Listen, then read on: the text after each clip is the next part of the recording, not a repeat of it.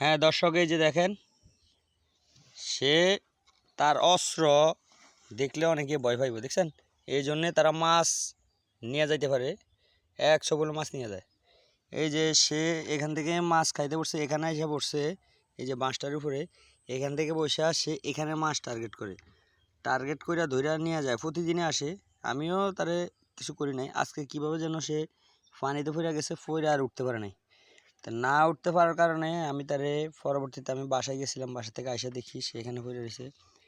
এখন তারে ধরছি, ধইরা একটু ভিজা ছিল, শুকাইছি, এখন তারে সাইডে দিতেছি। এই যে দেখেন বেয়াল, এই যে বেয়াল জাল। আমরা এখানে প্রতিদিন বিকালবেলা হলে একটু সময় কাটাই, মাছ যায় পাই কিন্তু সময়টা কাটে। এই যে দেখেন, এই যে এখন তারে সাইডে দিতেছি, দেখি সে কি করে। সাইডে দেওয়ার পরে সে নতুন জীবন ফিরে পাইব। এই যে দেখতে পারতেছেন তার অস্ত্রগুলা কি ডেঞ্জারাস অস্ত্র, দেখতে পারতেছেন। এই যে সাইডে দিলাম। টাটা, গুড বাই, দোয়া করিস, সবাই ভালো থাইকো, যাও যাও যাও। এই যে চলে গেছে, দেখছেন?